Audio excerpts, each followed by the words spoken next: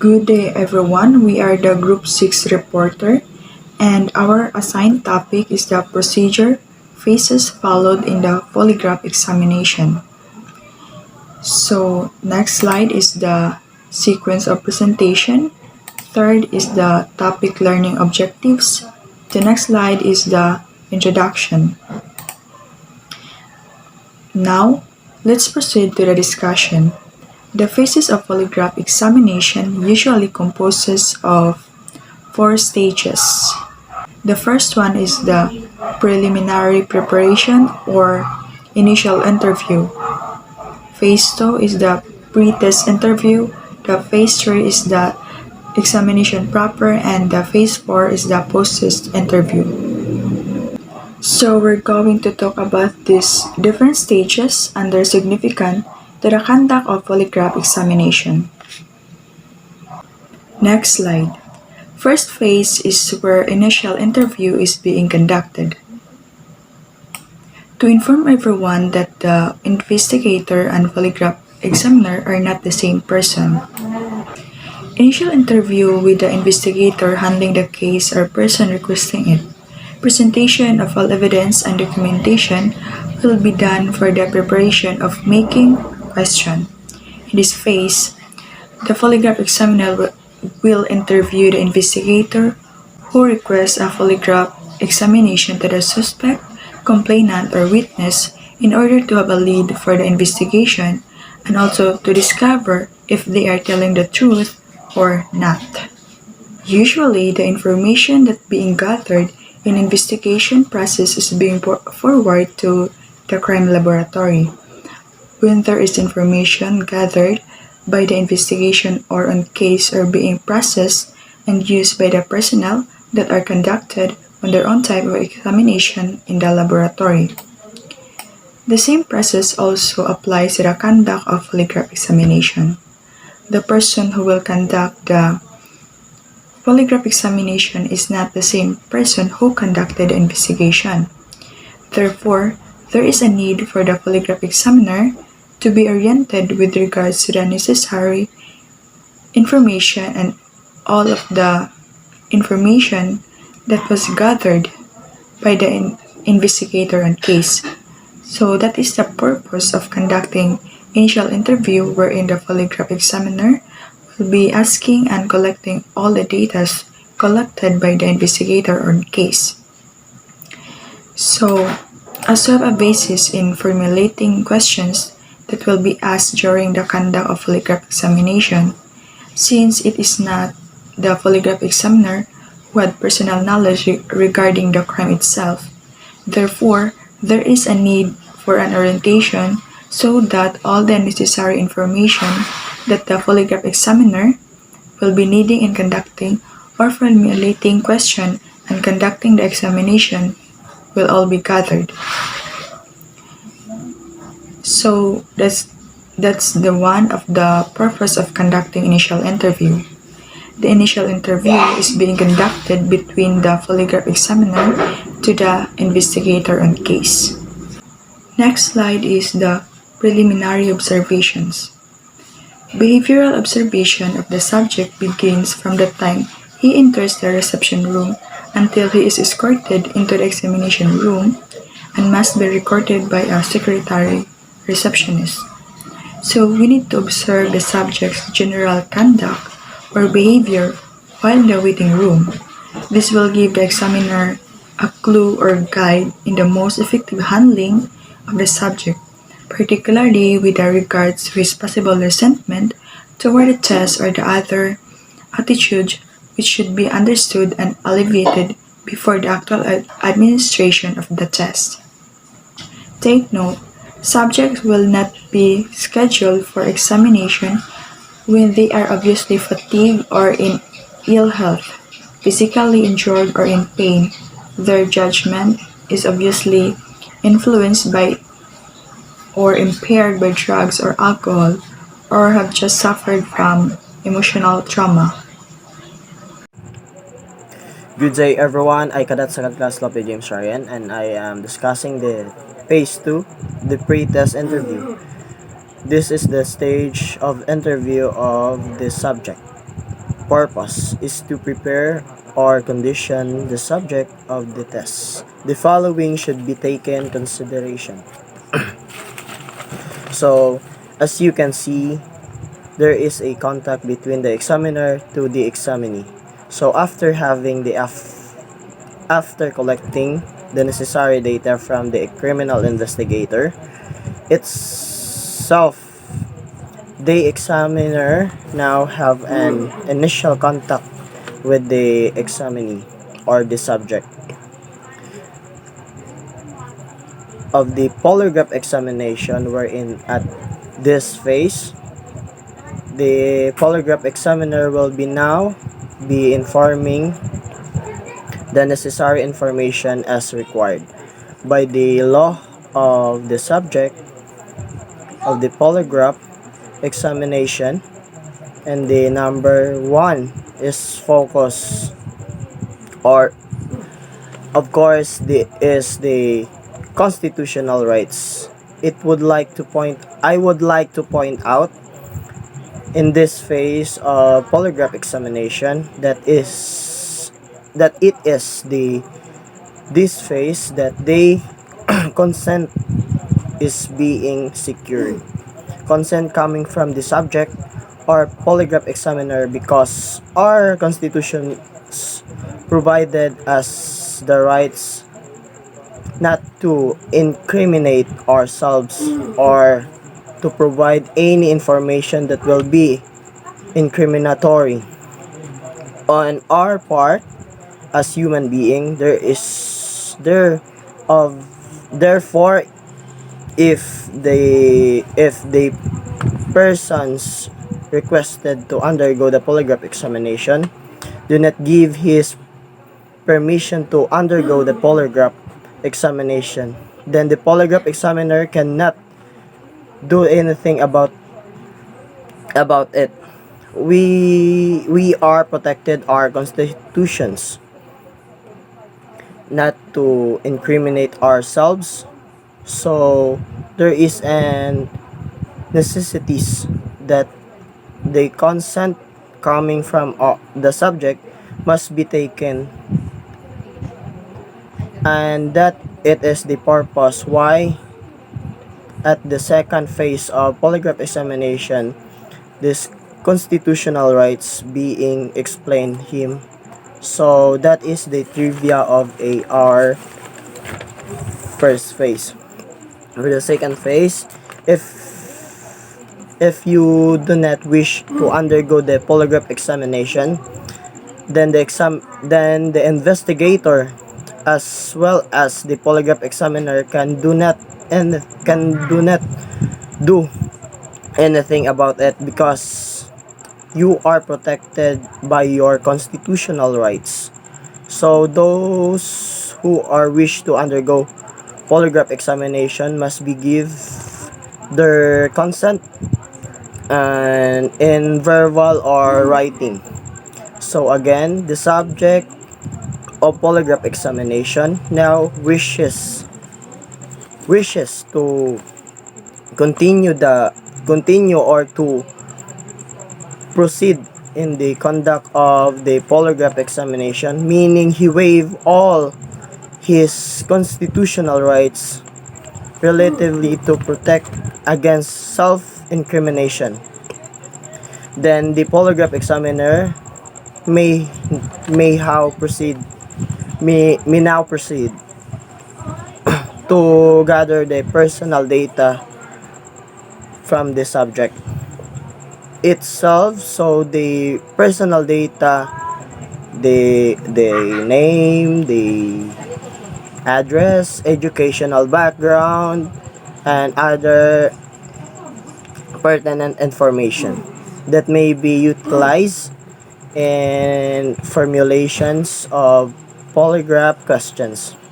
In the in the formulations of question will be as the conduct of polygraph examinations, and as well as have a record also to his identity and other information that will be utilized in establishing the characteristics of that person's, because the subjective by a polygraph examinations, it is also during the phase wherein the suitability of the person is being identified.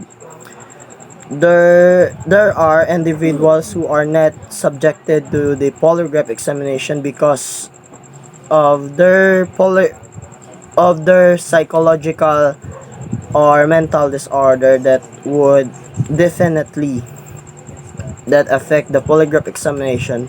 So the polygraph examiner has the duty to identify if the subject and either either is suitable to undergo the polygraph examination. So after the factor that affects the veracity of the result of the polygraph examination is if the subject suffering any medical problem. So it is also to responsibility of polygraph examiner to determine whether the subject has and undergo the lying medical problem that would possibly affect the polygraph examination, because if the subject possess those medical condition that will affect the result the result, then we can consider the person is not suitable to the undergo polygraph examination due to some medical problems. And also the polygraph examiner is to evaluating the psychological of the conducting the examination. As you can see, the subject of the polygraph examination must be informed ahead of time in order to prepare themselves in in the possible question will be asked during the polygraph examination. So we may assess the polygraph examiner that the subject must be psychological prepared for the conduct of polygraph examination. There is a possibility there is a sign symptoms to conduct the examinations may be observed during this alone. And we have also, as a part of polygraph examination, it is also important, the one most important is to inform the person of the accusations against him. But I do believe that such as information as already give, because to the person upon the arrest, as the part of Miranda rights, the warning and also to inform the subject to her or to prepare all the accusation being thrown upon him in order for him to prepare the psychological and mental for the question will be asked during the conduct of polygraph examinations. The next slide is right of the subject must be informed clearly to him or her. A is right to remain silent. B is anything he or she say used in favor against him or her. C is right to have a lawyer of his or her own choice.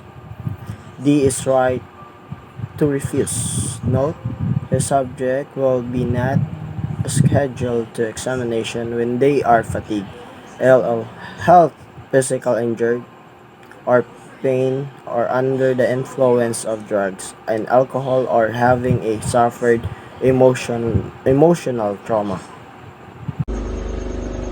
Good day everyone, my name is Mike Macabingil. So today I will be discussing and explain to you the 5 effective outline of an examiner examine the subject of lie detector test in an examination room. So the first is as the examiner enters the waiting room to request the subject to accompany him into the examination room, the greeting which the examiners extend should be cordial but firm. So examiner is expected to be a highly analytical people with excellent interpersonal communication skills.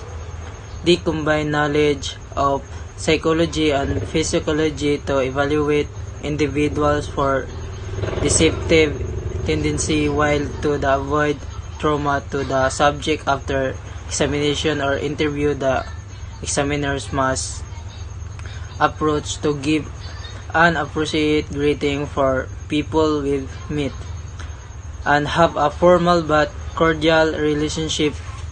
Use cordial to describe a relationship that is friendly and sincere so that the examiner will help the subject indicate through polygraph records.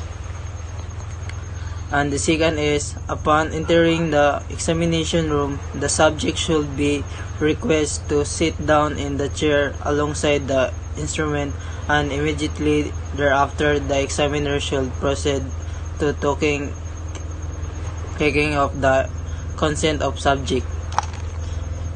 When both of examiner and subject enters the examination room, the subject should sit alongside to the instrument so that the examiner will or can proceed the examination or interview directly.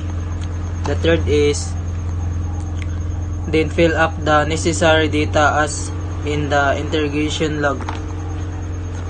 So if the subject will follow what is the examiner said, then there will be no problem that can interrupt the said lie detector test and directly fill up the necessary data which is as in the integration log.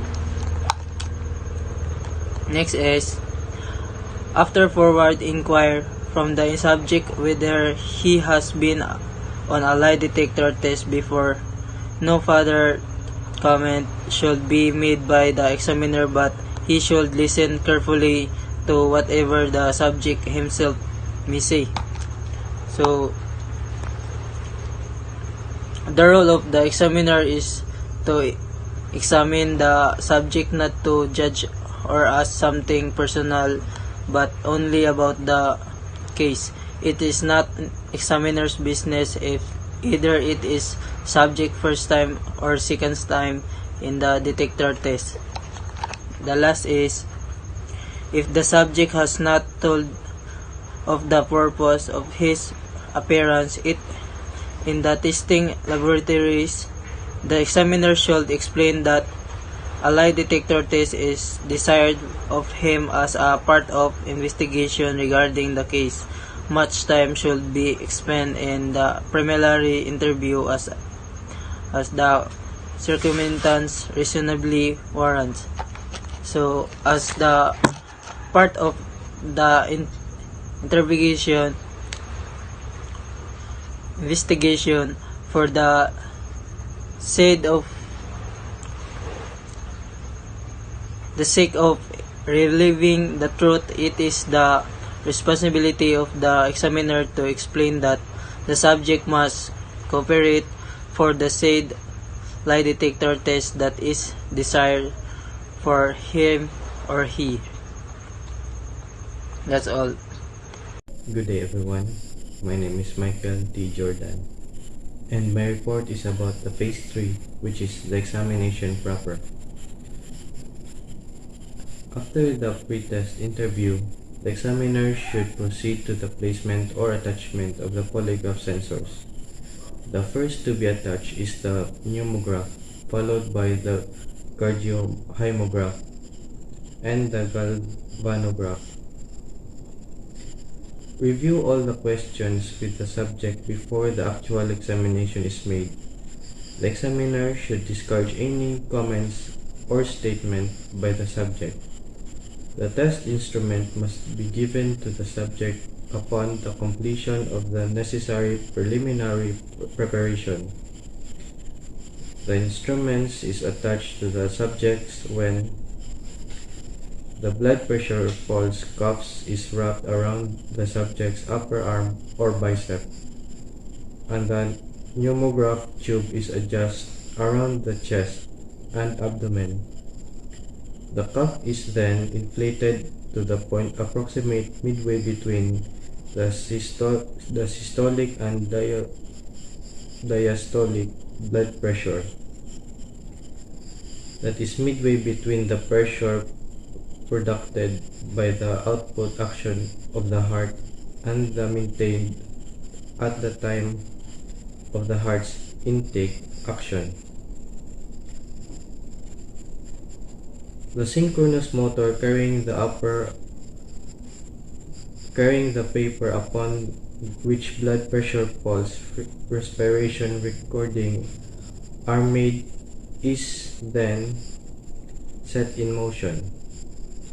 The motor being so timed that the paper moves along at the rate of 6 to 12 inches per minute, then 10 to 15 seconds after the instrument has been set in motion. The ink-filled pen of the instrument are permitted to make their blood pressure pulse respiration tracing before the question of asking the subject. During the test of the subject is informed that he will be asked several questions which should be answered by either yes or no only, and that they are also brief and straight to the point.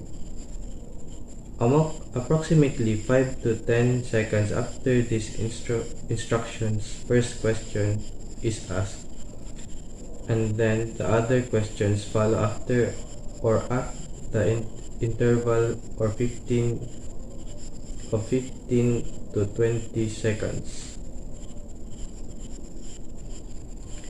Take note, the question may be written in advance of the test or in the course of the test during the intervals between the asking of each question.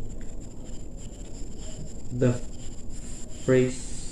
phraseology of the test question is an extremely important aspect of the examination.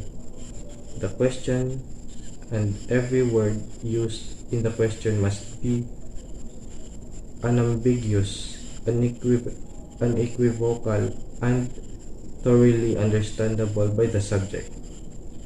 The question must be stated as simply as possible, and which is a complete avoidance of such double inquiries as did you shoot him and then run into the house? All questions must have only a single ambiguous meaning. Avoid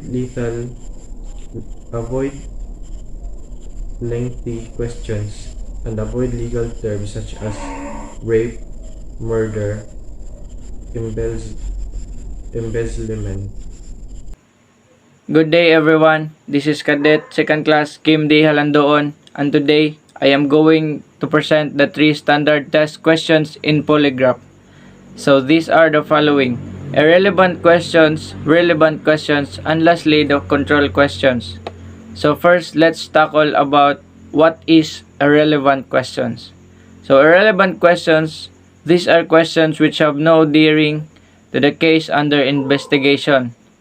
So in this case, relevant questions is one of the oldest method of questioning and perhaps one of the simplest, easy to answer. In this method, from the word itself, it literally comprises of irrelevant questions wherein most irrelevant questions are worded by to be thoughtfully answered yes, but some are worded to be truthfully answered by no. So for example, is your name Glenn Diaz? Do you live in Malo? So meaning, it is a question that is not related to the case under investigation. So now we will tackle relevant question. What is relevant question? These are questions pertaining to the issue under investigation. It is equally important to limit number of relevant questions to avoid discomfort to the subject. Relevant question must be very specific to obtain an accurate result. So, relevant question, these test questions deal with the real issue of concern to the investigation. It is especially relates to the case itself. So, for example, did you take the money of your manager? Regarding with the car that was reported missing, did you steal it? So, it's pretty obvious that this example of questions are related to the specific topic. So, the last topic that we will tackle is the control question. So, what is control question? These are questions unrelated to the matter under investigation but are similar in nature, although less serious as compared to those relevant questions under investigation. So, control question, these are test questions which are difficult to answer truthfully so as to bring out this error in order to take corrective actions. So, example, between the age of 18 and 25, did you ever do something illegal? The next, before the age of 21, did you hurt someone who trusted you? So meaning, it simply compared critical question and will potentially raise the subject response with regards to the target incidents. These are the three standard test questions which is very important in polygraph.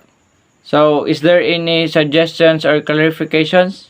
If none, then that would be all. Again, this is Cadet Second Class Halandoon.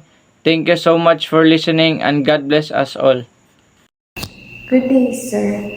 My assigned topic is obtaining blood pressure tracing of pneumograph and obtaining blood pressure tracing of galvanograph. First is obtain blood pressure tracing. Pen balance is critical. The pen is to be held under proper friction. Inflate pressure until you reach the subject mean pressure. The mean pressure is the midway between the systolic and the diastolic. The diastolic is the lowest pressure. In order to get the arithmetic mean pressure, add the diastolic and the systolic, and the sum is divided by 2. Obtaining proper tracing of pneumograph, observe subject for point of maximum chest motion. Place the tube of the point where the maximum motion is observed. The tube must be smooth. A tube that is too loose will result in distorted pattern. So the importance of proper tracing of pneumograph is in order us to know the subject respiratory rate, or it will record the respiratory rate, and the proper placement of the pneumograph censor the respiratory waveforms, and the second tracing of relative blood pressure and pulse rate. Obtaining proper tracing of galvanograph. Depending on the model of instrument, turn power from switch off to an on position. When the galvanograph pen is full to the bottom of the chart, then it will be ready for operation from 15 to 18 seconds after you have turned switch to an on position. So obtaining proper tracing in galvanograph records the amount of perspiration produced. The skin of our fingertips contains a highly density of the sweat glands, that making them a good location to measure perspiration. Good day, sir. I kadit sitting kasanayan. So, my assigned topic is all about the ascending limb, descending limb, and the diacritic notch. So, when we say ascending limb, pulse waves force the artery wall to expand and the surface pressures on the calf bladder to rise, driving air from the bladder into the chamber through the tubing. The bellows are pushed forward by the tambours, expanding air volumes as a result of increased pressures acting on them. This forward motion gives the attachments pin fork the ability to move the chart surface in the either a lateral clockwise or upward direction, depending on the direction in it is facing. So next is descending limb. When a pulse wave crosses the bladder's outer cuff, the subsequent decrease in surface pressures across the bladder reverses this process, allowing the below to move back to or in the direction of its initial position. The downward or the counterclockwise stroke on the chart's surface is caused by the bellows returning to its previous position and being conveyed to the pin forks and associated pin. So the aquatic notch, it is brought on by a secondary small pulse wave that travels beneath and beyond the blood pressure cuff. After the primary wave has been subsided, the surface pressures against the bladder temporarily increase or slows down, which causes the below to hesitate before returning to or moving closer to its initial position. Good day, everyone. I Kadit second class curate and my assigned topic are ascending limb and descending limb. Ascending limb. With expansion of the chest during the inhalation, the air capacity in the pneumograph tube is increased, creating vacuum within system, which reduces the internal surface pressure against the below, thus moving the bellows backward, causing a lateral clockwise up or upward stroke of the pain. In my understanding about the ascending limb is that take assembling limb place the extracellular fluid volume, the urinary concentrating mechanism, calcium and magnesium homeostasis, and urinary protein homeostasis. The thick assembling limb also plays a crucial role in the regulation of the extracellular fluid volume. It also actively absorbs sodium chloride, although it is impermeable to water. Due to this segment increased osmolality of the interstitial fluid, alum to allium to interstitium osmotic gradient and medullary interstitial hypertonicity or are produced. Descending limb caused by the exhalation, thus reversing the process, causing the increase in internal surface pressure against the bellows, thus moving the bellow or or toward its original position and producing a lateral counterclockwise or a downward movement of the pen. And my explanation about descending limb is the descending limb of the lobe of Henle is the component of the renal tubule or that mix up the component of the renal tubule that mixed up the first part of the lobe of Henle, and it is located with the nephron of the kidney. Descending portion of the Henle lobe diagram of the vascular supply to the renal tubule, which is water permeable. The hyperosmolar medullary interstitium receive water diffusion. The descending limb also takes part in the transepithelial transport of the NaCl, urea, and water, and has at least two or three morphologically and functionally different subsegments. That's all. The assigned topic is all about for the galvo tracings, the ascending limb.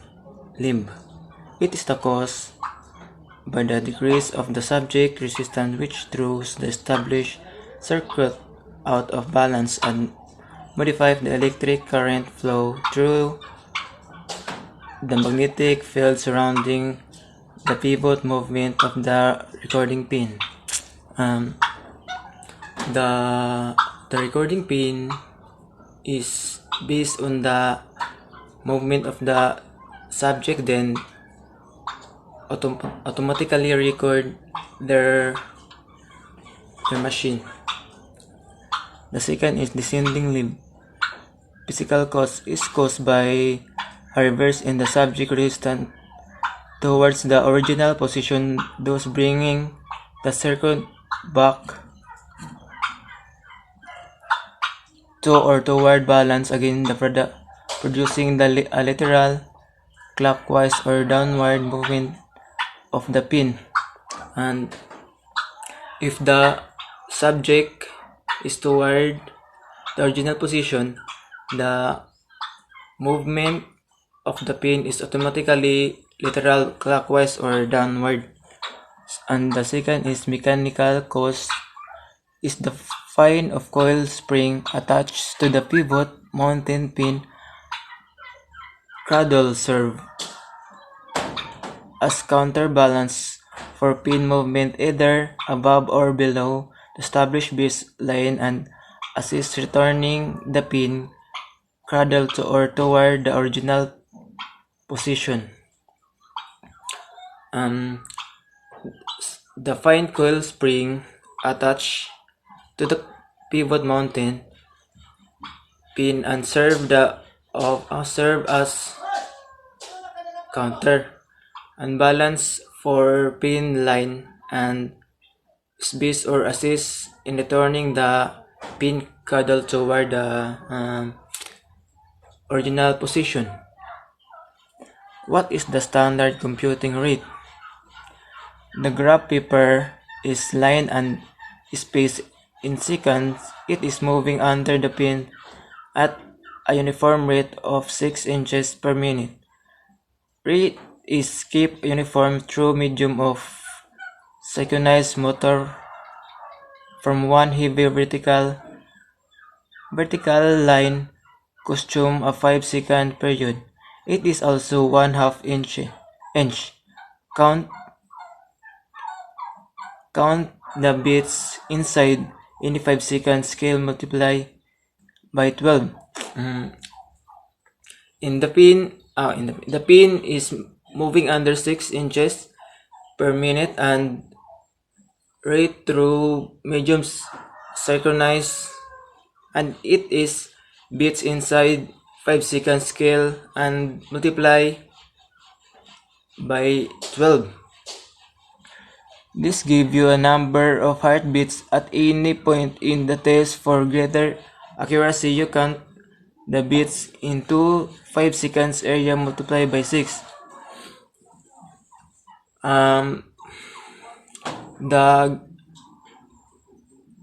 This give you a number by using of heartbeats, and You count the bits into 5 seconds and you can multiply by 6. That's all. Thank you. So the next is phase 4. So this is called the post-test interview. So what is post-test interview? In this stage, it includes all consideration that bears on the examination. And this is also done after the instrument is turned off. If the polygraph test detects deception, then the examiner will ask some question to the subject for the purpose of confession or what he or she knew about that question. And then if the polygraph machine indicates that the subject is innocent, then the examiner will release the innocent subject. Next slide. So what is the purpose for questioning after the test? So it is important to ask question after the test to clarify the findings, if the subject is telling the truth or not, and to learn if there are any other reason for the subject responding, like why or does she committed that crime, what is his or her purpose for committing that crime. And then the last is to obtain additional information for law enforcement purposes. Thank you. This is our conclusions and our references, and that would be all. Thank you and God bless.